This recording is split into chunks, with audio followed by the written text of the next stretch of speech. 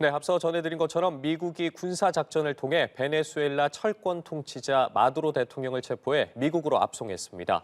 관련한 파장이 국제사회 전체로 퍼지고 있는데요. 북한은 어떤 메시지로 받아들일지도 주목됩니다. 스튜디오에서 반길주 국립외교원 교수와 함께 이야기 나눠보겠습니다. 어서 오십시오. 안녕하세요. 예, 안녕하십니까. 저희도 앞서 계속해서 기자의 리포트 등으로 관련 소식 전해드리고 있는데 트럼프 행정부의 마두로 정권 축출에 국제사회에서도 지금 여러 반응이 쏟아지고 있습니다. 당장 유엔을 비롯해서 유럽, 러시아, 중국, 중남미 국가들은 국제법 위반이다라면서 비판의 목소리를 높였고 반대로 아르헨티나나 이스라엘, 이탈리아 등 좀 트럼프와 가까운 국가들에서는 환영을 표명하기도 했거든요. 우리로서는 지금 이번 사태 어떻게 좀 받아들여야 되는 겁니까? 어떤 의미일까요? 우선 지금의 상황은 전후 나름대로 안착돼서 80여 년간 가동되던 국제 정치 공식이 바뀌고 있다라는 것을 주시해야 될 시점이라고 봅니다. 예. 이게 이제 사실은 미국의 군사 작전이 전후 국제 질서 공식에 대입해서 판단해 보면 국제법 논란의 중심에 설 수밖에 없는 것이거든요. 그게 전쟁이든 군사 작전이든 하든 간에 이제 법적으로 정당성을 가지려면 한 3가지 정도가 범주 안에 들어야 되는데 예. 첫 번째는 자위권이죠. 자위권은 유엔 헌장 51조에서 개별적 자위권, 집단적 자위권을 이제 명시한 즉 자위권 차원에서의 대응은 전쟁에 돌입하는 데 있어서 정당성이 이제 부여가 되고요. 두 번째는 유엔 안보리가 이제 결의한 경우에 그것도 인정이 되고 마지막에는 해당 국가의 정부가 도와달라고 요청한 경우 이 정도는 되지만 거기에 다 해당되지 않거든요. 그렇게 따지면 국제질서 공식이 굉장히 지금 빠르게 바뀌고 있다는 그런 측면이 있고 말씀하신 대로 미국의 군사 작전에 박수 혹은 지지를 보내는 그런 진영 입장에서 보면 국제법을 지키는 것보다 당장의 국익을 지키고 안보를 달성하는 게 유리하다는 판단이 있는 것이죠. 그래서 일부 중남미 국가들은 제2의 베네수엘라가 되지 않기 위해서 그 미국의 행동을 두둔하는 경우가 있는 것이고 이스라엘 같은 경우는 국제법 어떤 위배에 대해서 논란의 소지가 많았는데 미국이 두둔해줬잖아요. 그러니까 예. 사실은 반대급부로 미국의 군사 침공에 대해서 지지를 표명하는 이런 이익에 관련된 어떤 기제가 굉장히 강하게 작동되는 것으로 평가할 수 있겠습니다. 반응에 대해서 살펴봤으니까요. 이번에 좀 구체적인 내용을 들여다보겠습니다. 지금 불길이 치솟고 있는 장면 등도 확인할 수가 있는데 이번 공습으로 인해서 군인과 민간인이 최소 40명이 사망을 했습니다. 지금 수도인 카라카스 공항 서쪽 해안가의 민간인 지역도 공습을 받은 것으로 전해졌고 그리고 마두로 대통령 체포 과정에서 이 쿠바인 경호 인력 다수가 사망했다는 얘기도 전해지고 있습니다. 트럼프 대통령은 지금 미군의 장비는 단 한 점도 손실되지 않았고 더 중요한 건 단 한 명의 미군 병사도 사망하지 않았다. 물론 미군 입장에서는 성공적인 작전일 텐데 어쨌든 이제 사상자가 나오지 않았겠습니까? 그렇죠. 이 확고한 결의 작전이 과연 성공한 것인가를 따져볼 그런 지점이 있는 건데 그게 두 가지로 나눠서 분리해봐야 됩니다. 사실은 전술적인 성공과 전략적인 성공은 좀 다를 수가 있거든요. 전술적으로는 분명히 성공한 지점이 있는 것이죠. 이게 사실은 이 작전이 미 대선 때부터 사실은 분위기가 어느 정도 이제 포착이 되긴 했습니다. 이게 지금 마두로에 대한 마두로를 이제 반대로 생각하는 이제 정적에 힘을 실어주는 행동이 있다가 지난해 8월부터는 해상에 그 함대를 전개시키고 그 이후에 그게 이제 고강도 심리전이었고 그걸 실체적으로 현장에서 작전화시키기 좀 시작한 게 마약 운반 의심 선박에 대한 타격이 있었고. 그리고 그 화물선 납포 이런 것들이 있었잖아요. 그리고 예. 이제 특수부대를 이제 결집시키는 모습이 있었어요. 그리고 작전을 했잖아요.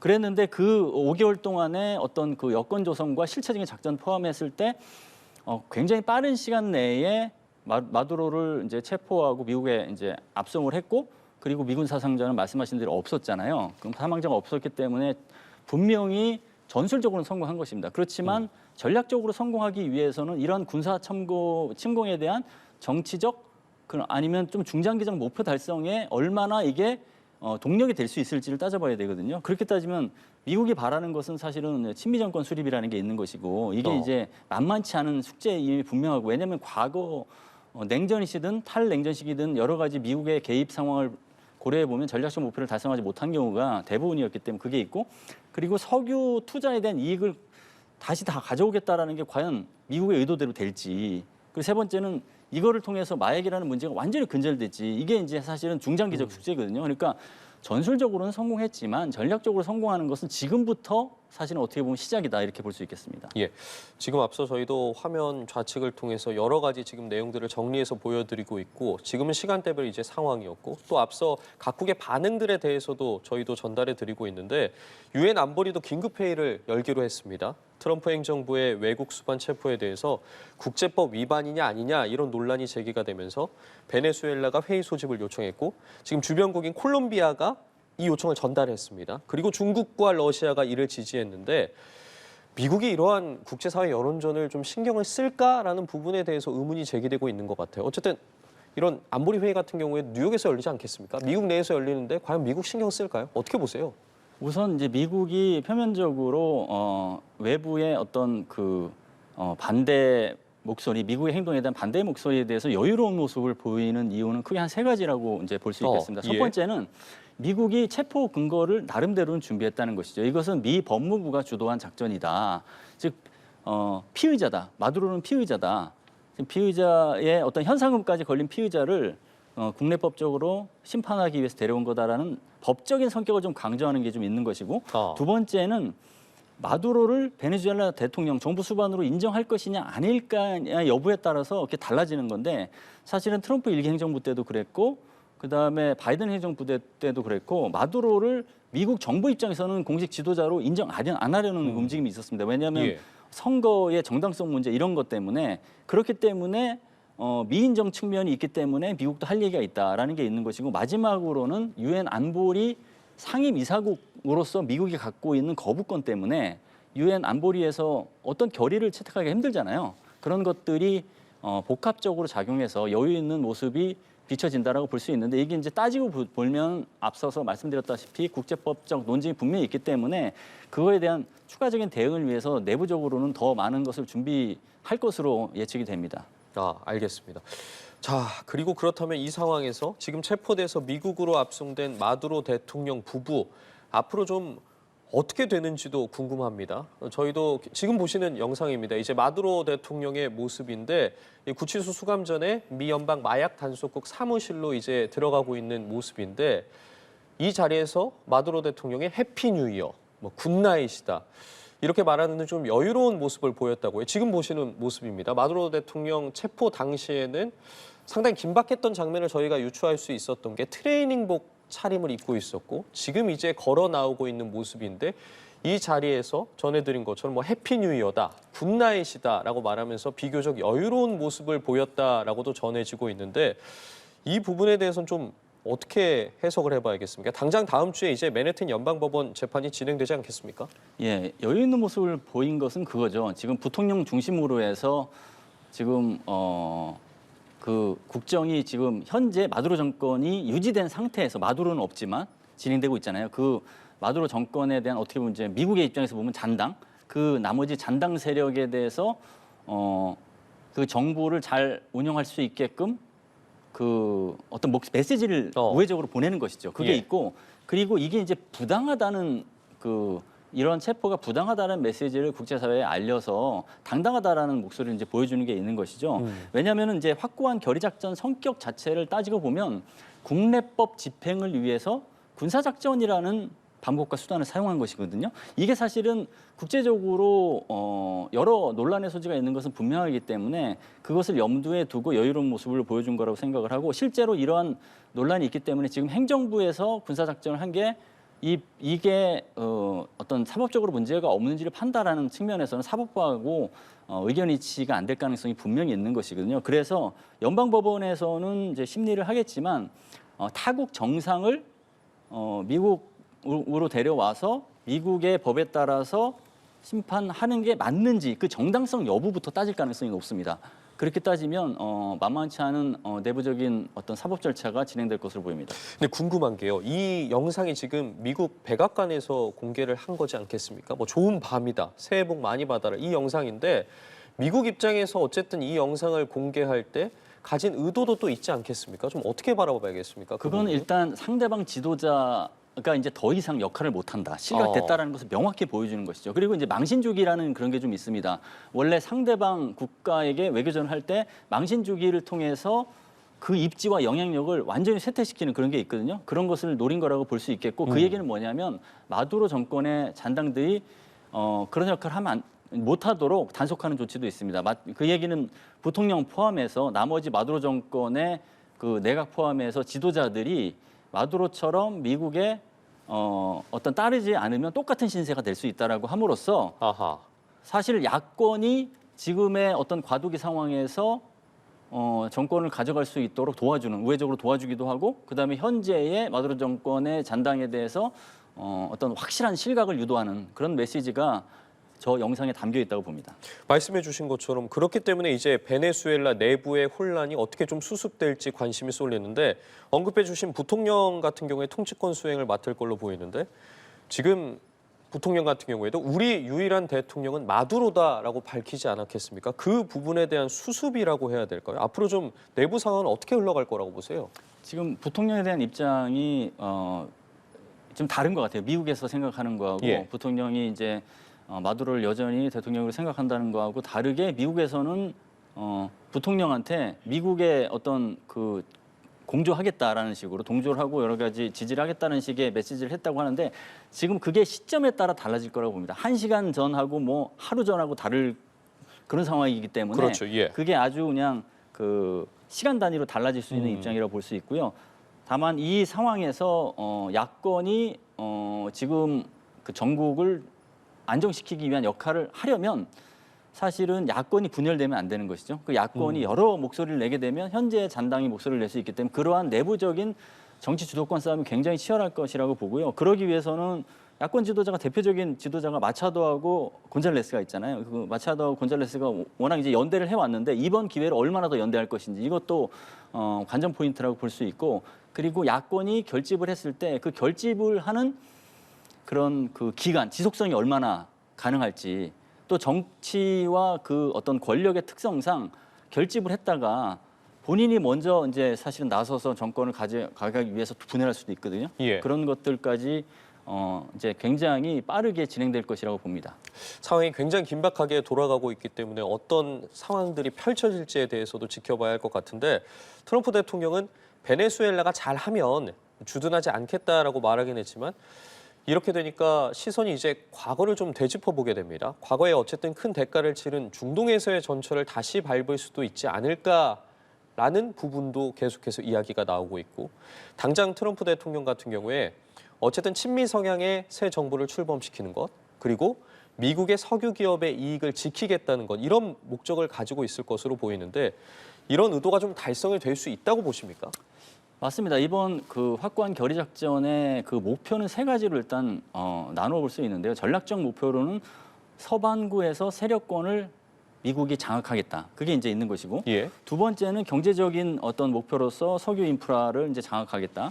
세 번째는 국경 안전 측면에서의 목표로 마약을 이제 차단하겠다. 마약 유입을 차단하겠다. 이런 것들이 이제 결국은 군사 작전의 배경이라고 볼 수 있는데 그런데 이 목표를 달성하기 위해서 베네수엘라의 중장기 주둔 미군 주둔이 가능할 수도 있다라는 것을 시사한 거에 대해서는 메가 진영 내에서도 사실은 다른 목소리가 나오고 있어요. 그러면은 말씀하신 대로 과거의 그 반면교사로 삼아야 될 잘못된 어떤 그 사례를 그대로 또 전철을 밟는 게 아닐까. 그게 이제 대표적으로 2003년 이라크 침공 때 뭐 빠르게 군사작전을 성공했지만 전략적인 실패를 했죠. 20년 이상 사실은 대게릴라 작전하고 안정화 작전을 하면서 시달렸잖아요.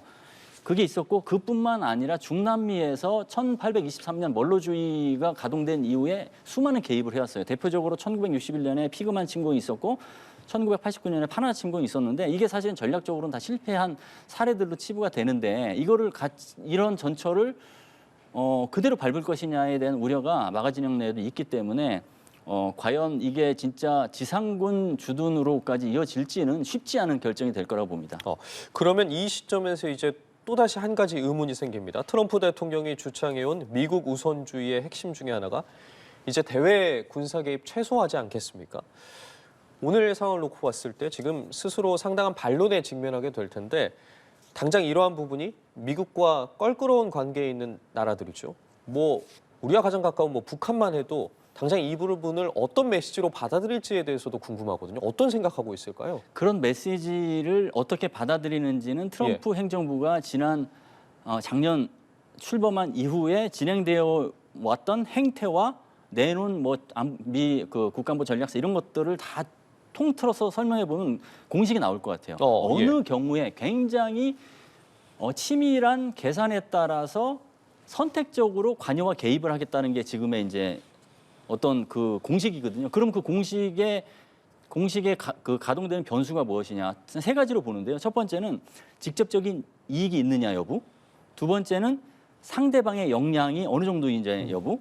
세 번째는 그게 어느 지역에 해당되는 국가인지 여부거든요. 그렇게 따지면은 북한 입장에서는 의외로 이 상황을 우려하기보다는 관망하는 식으로 이 상황을 바라볼 수가 있는 것이거든요. 그 첫 번째는 직접적 이익 여부는 마약이라든가 석유 이런 문제가 지금 북한하고 있는 게 아니잖아요. 예.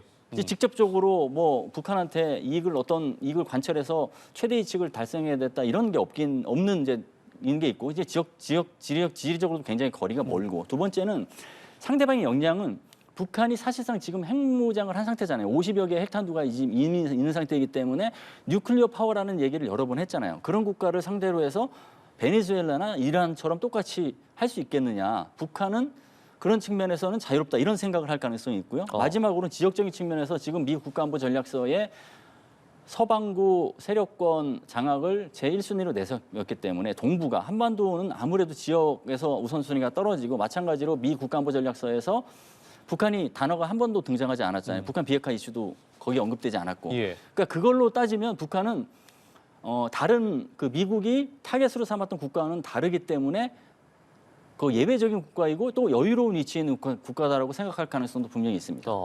그렇군요. 북한이 이런 가운데 오늘 오전에 탄도미사일 2발을 발사를 했는데 조금 전에 이재명 대통령이 중국 국빈 방문을 위해서 출국을 했습니다. 한중 정상이 이제 마주 앉게 될 텐데 그 자리에서 북한 문제를 비롯해서 이번 베네수엘라 사태까지 좀 이야기가 오고 갈 수 있을 거라고 보십니까?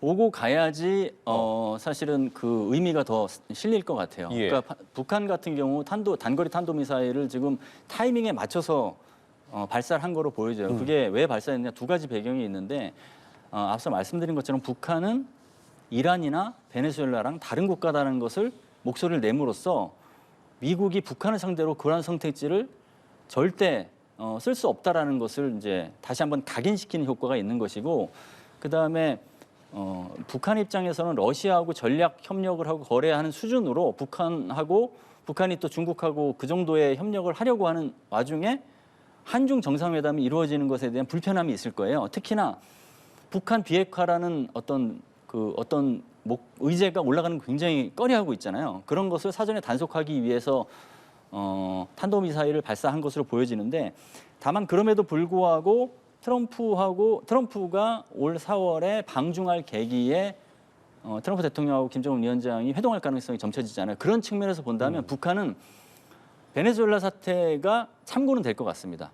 그 정도까지 한 국가인데 그렇게 만나자고 하는데 그냥 만나는 걸 그냥 무조건 나 몰라라 할 수는 없다라는 수준에서 좀 더 진지하게 생각할 여지는 있는 것이죠. 그래서 그런 것까지 다 포함해서 앞으로 한반도 긴장 완화하고 연계되는 거잖아요. 트럼프, 김정은 회동까지 한다면. 그래서 종합적으로 그런 내용까지 포함돼서 다루어질 가능성이 있고 그렇게 해야지 국익 측면에서도 도움이 된다고 봅니다.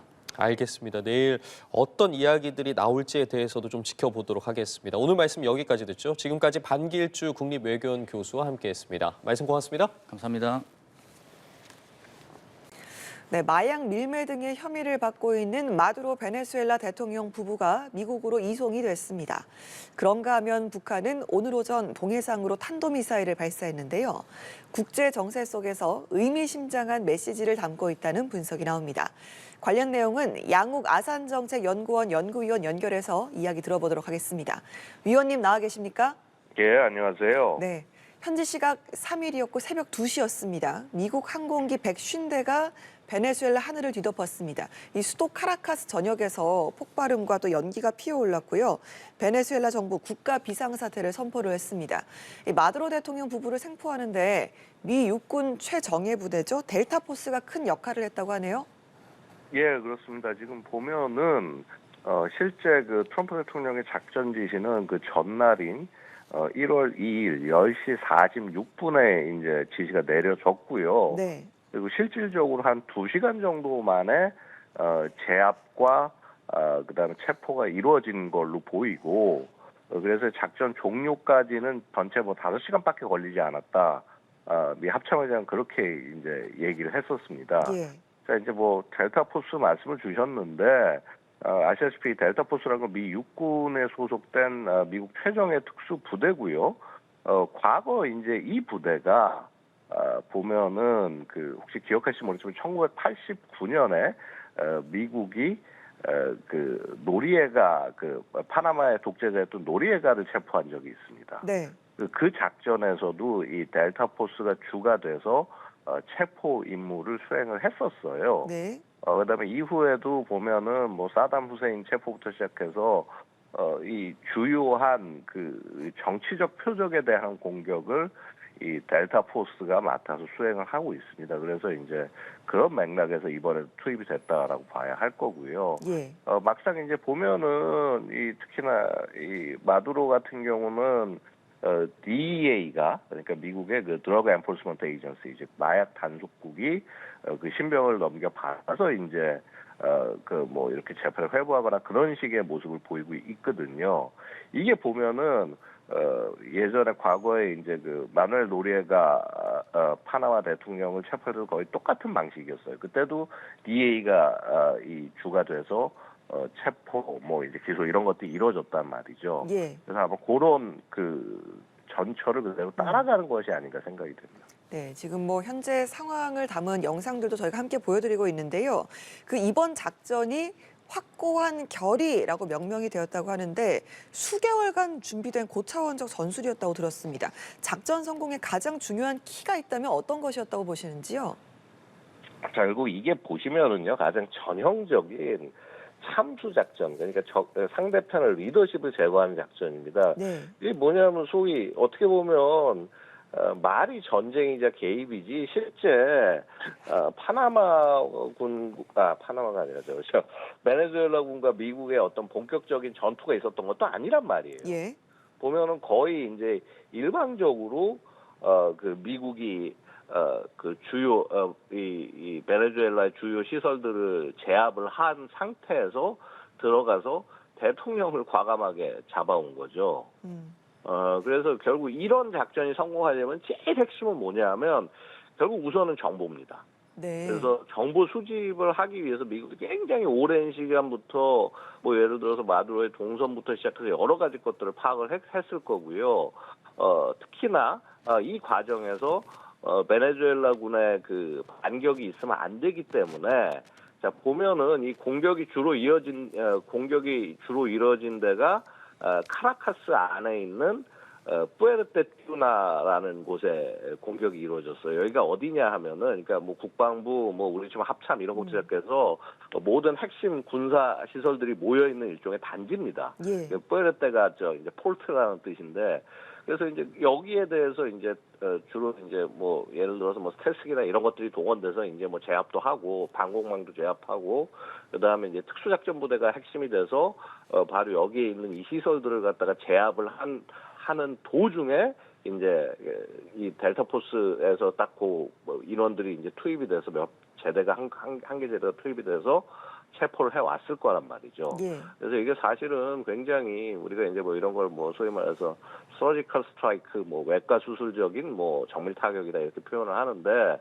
이게 결국 성공하려면은 정말 오랜 기간 엄청난 이 정보 수집, 그다음에 실시간 추적 이런 것들이 가능했기 때문에 이 임무에 성공할 수 있었다라고 볼 수 있습니다. 네, 오랜 기간 정보 수집을 해왔기 때문에 이 같은 좀 일방적 제압이 좀 가능했다라고 말씀을 해주셨는데 이게 지금 안전가옥을 이제 말씀하신 건 기습적으로 미군이 침투를 한 거잖아요. 원래 네. 작전 투입이 며칠 전으로 예정돼 있었다고 하는데 뭐 악천후라든지 이런 부분에 지연이 되고 뭐 크리스마스라든지 새해 연휴 기간 내내 적절한 조건을 기다리면서 계속 좀 대기를 하고 있었다고 합니다. 이 부분도 좀 어떻게 들으셨습니까? 뭐 당연히 그럴 수 있겠죠. 이제 사실은 심리적으로는 제일 확실한 것은 아마 크리스마스를 전후해서 했던 게 제일 뭐라고 그럴까요? 이렇게 경계가 낮춰져 있는 상황이기 때문에 그 성공 가능성이 높았을 겁니다. 네. 근데 뭐 여러 가지 고려가 있었겠죠. 이제 그런 이렇게 어찌 보면 세계적으로 약간 이런 뭐라 그럴까 나름 연휴인데 이제 이 시간에 공격하는 것에 대한 부담감도 일부 있을 수 있을 거고요. 그다음에 그 이후에 직후에 공격을 하려고 했을 때는 또 이렇게 뭐 기상 조건이라든가 이런 것들이 안 따르면 뭐 아시다시피 지금 보시면 아시겠지만 공격의 상당 부분이 항공 자산을 통해서 이루어집니다. 뭐 예를 들어서 뭐 특수부대 투입도 헬기를 통해서 이루어졌을 거고요. 네. 그다음에 뭐 주요 시설 타격이나 이런 것들도 결국은 뭐 이렇게 함재기나 뭐 스텔스기 같은 것들이 투입이 돼서 해야 되는 상황이었는데 이런 것들이 결국은 악천후 시에는 공격이 제한이 될 수밖에 없다라는 거죠. 그래서 뭐 결국 그러한 조건들이 모두 갖춰져서 이제 공격을 한 것이라고 보고요.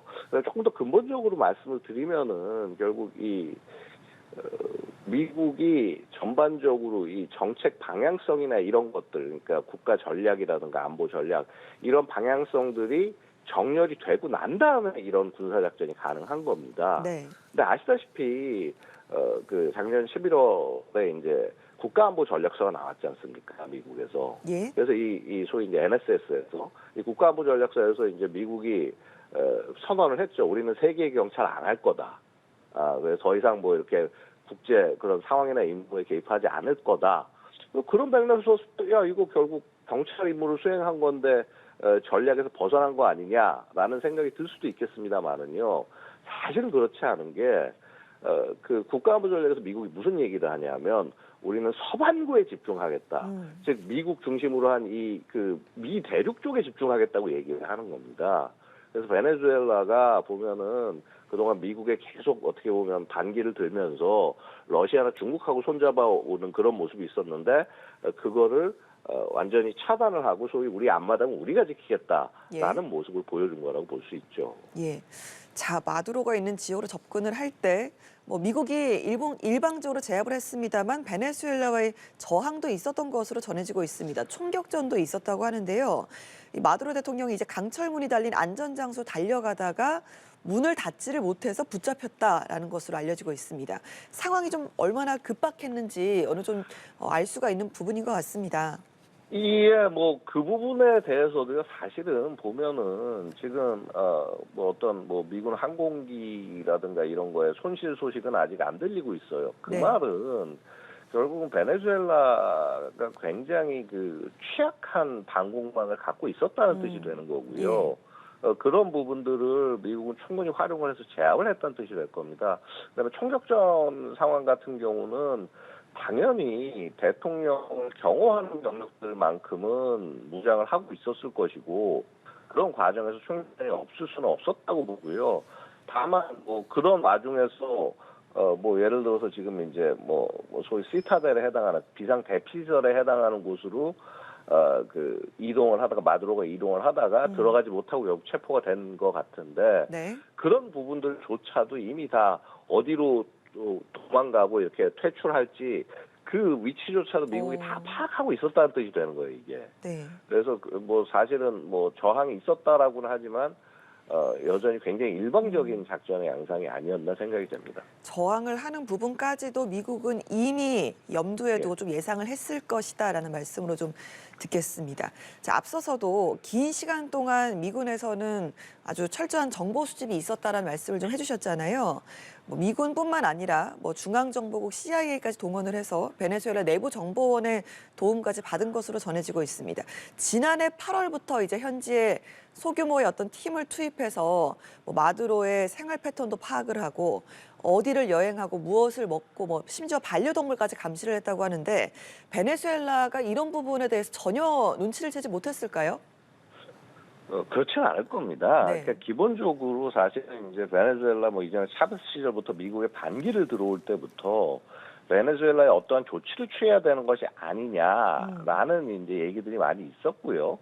근데 이제 보시면은 그때는 미국이 이제 소위 차베스가 처음에 이제 행동할 때는 미국이 대테러 전쟁을 하느라고 IS라 이런 데하고 전쟁하느라고 신경 쓸 겨를이 없었고, 그다음에 그 정리가 끝나고 난 이후에도 어느 정도 정리가 된 이후에도 사실 민주당 정부나 이런 데서는 과감한 행동을 할 수가 없었고요. 예. 그래서 트럼프 1기에서조차도 사실 약간 이거 어떻게 움직여야 되는 거 아니냐는 움직임이 있었지만 못했던 거죠. 네. 그러니까 어떻게 보면 트럼프가 자기 1기 때 처리하지 못했던 베네수엘라를 2기 이제 행정부가 시작하고 나서 곧바로 손을 본 거다, 이렇게 보셔야 될 거예요. 그래서 그런 맥락에서 봤을 때 그러면 뭐 예를 들어서 베네수엘라에 대한 감시나 이런 것들이 그간 없었겠냐? 그렇지 않죠. 엄청나게 계속 지속적으로 해왔을 겁니다. 미국의 그 정보기관이 뭐 CIA 뭐 하고 국방부의 DIA 이외에도요, 하추는 거의 한 20개 가까이 됩니다. 그래서 그런 것들이 소위 이제 인텔리전스 커뮤니티, 정보 공동체란 것들을 통해서 이제 모여서 서로 정보를 주고받으면서 이제 큰 그림들을 그려 나가는데, 이미 저는 이 작전이 가능하고 그다음에 엄청난 정보가 모을 수 있었던 거는 트럼프 2기 행정부 시작하면서부터 베네수엘라는 목표로 이미 찍혀 있었던 것이 아닌가, 그렇게 생각이 듭니다. 이미 베네수엘라를 목표로 하고 움직이고 있었다. 실제로 군대도 지난해 8월에 같이 좀 움직인 것으로 전해지고 있습니다. 카리브해에 함대 12척을 집결을 시켰고요. 항공모함 제럴드 R 포드호와 미사일 구축함 3척, 그리고 15,000명 이상의 군 병력까지도 동원을 한 것으로 전해지고 있는데, 이 정도 동원 규모는 1962년에 쿠바 미사일 위기 이후에 처음이었다라고 하더라고요. 사실은 이제 규모가 그게 처음이었다고 표현한 건 좀 저는 과장된 게 아닌가 생각을 합니다. 왜냐하면요, 그러니까 그럼 쿠바 미사일 위기가 가장 대표적인 미국이 이 중남미 지역에서 움직였던 군사작전의 형태로 얘기를 합니다만요. 그것 말고도 그 레이건 대통령 시절에 그레나다라는 소위 그 영국의 식민지가 공산 계열에 의해서 침공받았을 때 쿠바군에 도움받아서 그때 미국이 가서 해방시켜줬고요. 아까 잠깐 말씀드렸습니다만 1989년에 파나마도 예를 들어서 그 마누엘 노리에가 그 독재자를 체포하기 위해서 미국이 거기도 그때도 이제 지금 어떻게 보면 지금하고 양상이 되게 비슷합니다. 예. 그 소위 이제 사우스콤 남부사령부가 중심이 돼서 작전을 수행을 하는데 실제 작전 수행의 주축은 특수작전 부대였단 말이죠. 특수작전 사령부가 실제 거의 주체가 돼서 거기에 있는 병력이 핵심이 돼서 임무를 수행을 했던 건데 이번에도 사실 비슷해요. 그래서 이것이 뭐 완전히 새롭게 있었던 것이다, 뭐 쿠바 이후 최초다라고 얘기하는 거는 좀 너무 과장된 얘기고요. 아마 뭐 이 자체가 전반적으로 그만큼 미국이 다시 소위 뭐 중남미 지역, 소위 아메리카 대륙 지역의 안에서 뭐라고 그럴까, 그만큼 이 통제권이나 이런 부분을 강화하는 모습들을 보여주는 것이라고 말씀드릴 수 있습니다. 네, 서방구에서의 지배력을 강화하려는 미국의 움직임, 이렇게 좀 베네수엘라 대통령 체포 내용을 좀 짚어봤고요. 이런 상황에서 북한이 오늘 오전에 동해상으로 탄도미사일을 발사를 했습니다. 이게 올해 처음인데 이제 이재명 대통령이 중국 방문 일정이 이제 시작되지 않습니까? 여기에 맞춰 이뤄진 무력 시위로 읽히는데, 베네수엘라와는 다르다, 우리는 군사력을 갖췄다, 이런 부분을 좀 강조하고 싶었던 게 아니냐라는 해석도 나옵니다. 어떻게 보시는지요? 예, 저는 뭐 방중하고는 관계 없다고 보고요. 네. 뭐 그렇게 해석하시는 분들도 있는데, 자, 기본적으로 이제 보면 오늘 당장 노동신문에 보면은 이제 김정은이 군수 공장 시찰하고 하는 장면이 나왔단 말이죠. 네. 근데 그 미사일들 보고 있으면 대단한 게 아니라 이미 작년 성탄절 전후해서 뭐 이렇게 원자력 추진 잠수함도 보여주고 커다란 미사일을 줬단 말이에요. 네. 되려 이제 그러면서 쭉 작은 것들로 내려오고 있었는데, 오늘 노동신문 나온 거는 뭐 이렇게 뭐 대전차 미사일이 이렇게 소위 현장에서 쓰는 굉장히 전술 수준의 굉장히 조그만 미사일들만 공개가 됐단 말이죠. 그러니까 이거는 뭐냐면 그냥 여태까지 자기네들 흐름에 따라 보여주는 겁니다. 근데 거기에 미사일을 쐈다. 근데 이 미사일 발사의 의미는 결국 핵심은 저는 뭐냐면은요, 이거 중국하고 관계 때문에 함부로 방중에 대해서 반대한다고 미사일을 쏘기도 되게 애매하고, 만약에 쐈다고 하면은 이걸 왜 쐈는지 막 뭐 시험 발사다 이런 것들을 막 해서 막 굉장히 포장을 하고 있을 때 그런 것들이 없었단 말이죠. 네.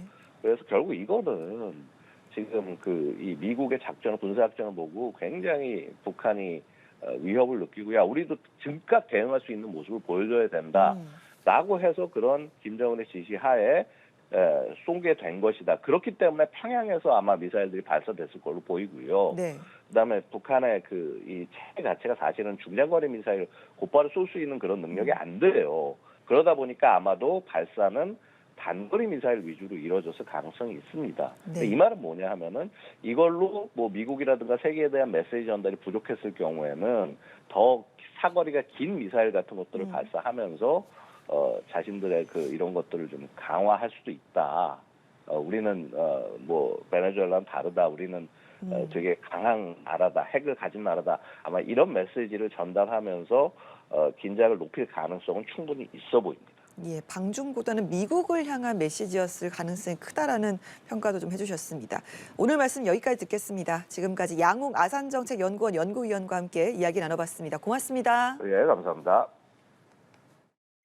북한이 오늘 동해상으로 탄도미사일을 발사했습니다. 이재명 대통령의 국빈 방중과 마두로 베네수엘라 대통령 추출에 맞춰 이루어진 무력 도발인데요. 김정은 북한 국무위원장은 스파이크 미사일 생산 공장도 시찰했습니다. 9차 당대회를 앞두고 이 같은 무력 시위와 군사행보를 이어갈 것으로 보입니다. 김민아 기자의 보도입니다. 합동참모본부는 북한이 평양 인근에서 동해상으로 발사한 탄도미사일 수발을 포착했다고 밝혔습니다. 미사일은 900여 킬로미터를 비행했으며 정확한 재원은 한미가 분석 중입니다. 전문가들은 북한판 이스칸데르 미사일에 극초음속 활공체를 장착한 화성 11마형일 가능성이 높다고 보고 있습니다. 10월 22일 날 쐈던 화성 11마, 여기 아마 후속적인 이제 실험 개념이 강하지 않을까라는 생각이 들고요. 한 해 시작할 때 이런 신형 무기로 기선제압하듯이.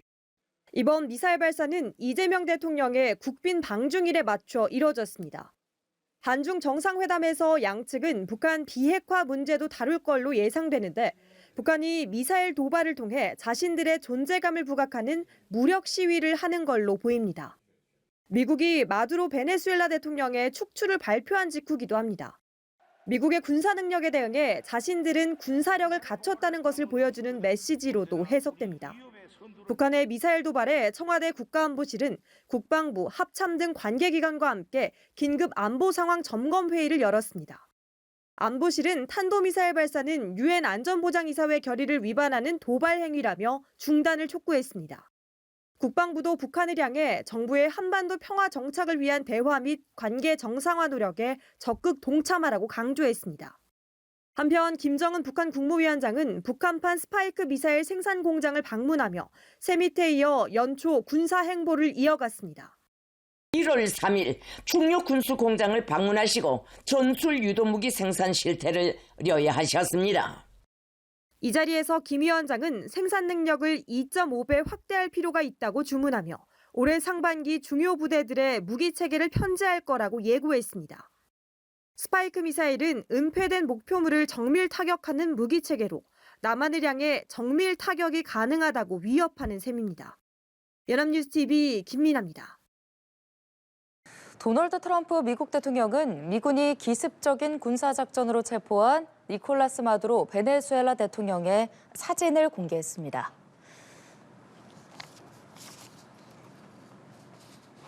트럼프 대통령은 현지 시간 3일 소셜미디어를 통해 미군 강습 상륙함 이오지마에 탑승한 마두로 대통령의 사진을 올렸습니다. 사진 속 마두로 대통령은 수갑을 찼으며 오른손에 생수병을 들고 있고 회색 운동복 차림이었습니다. 미군은 마두로 대통령 부부를 이오지마함에 태워 마두로 대통령이 마약 혐의로 기소된 미국 뉴욕으로 압송하고 있습니다.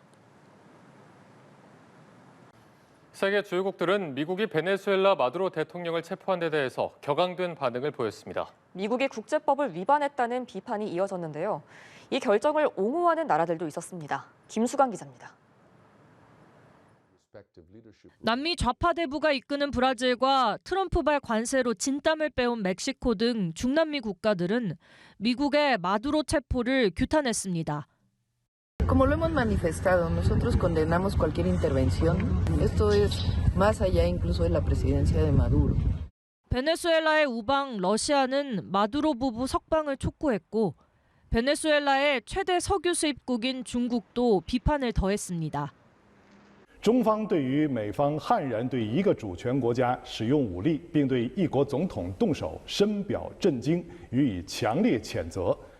이란과 팔레스타인 무장정파 하마스도 비판 대열에 합류했고 유엔과 유럽 국가들도 일제히 국제법 위반을 지적했습니다. 제3국이 유엔 회원국인 베네수엘라 정상을 그 나라 영토 안에서 군사작전으로 체포해 유엔 헌장과 국제법 원칙의 핵심, 주권 존중과 영토 보전을 어겼다는 겁니다. As I say, I can be absolutely clear that we were not involved in that. I always say and believe we should all uphold international law.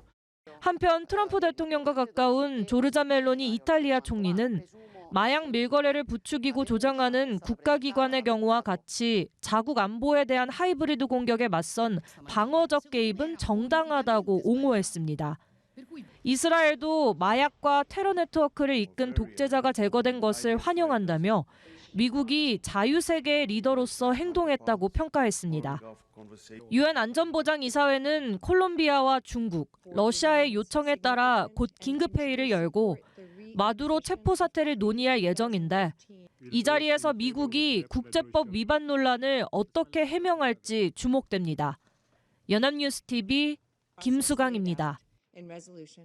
미국은 자국의 군사작전으로 체포된 베네수엘라의 니콜라스 마두로 대통령 부부가 미국에서 전면적인 처벌을 받을 것이라고 밝혔습니다. 펜본디 법무장관은 현지 시간 3일 소셜미디어를 통해 마두로 부부는 마약 테러와 코카인 수입을 공모하고 기관총과 파괴적인 살상 무기를 소지하려 공모한 혐의로 뉴욕 남부 연방법원에 기소돼 있다고 말했습니다. 이어 그들은 곧 미국 법정에서 미국 사법의 전면적인 처벌에 직면할 것이라고 강조했습니다. 생포한 마두로 대통령 부부를 미국으로 데려가 미국 법원에서 형사재판을 받게 할 것임을 시사한 것으로 풀이됩니다.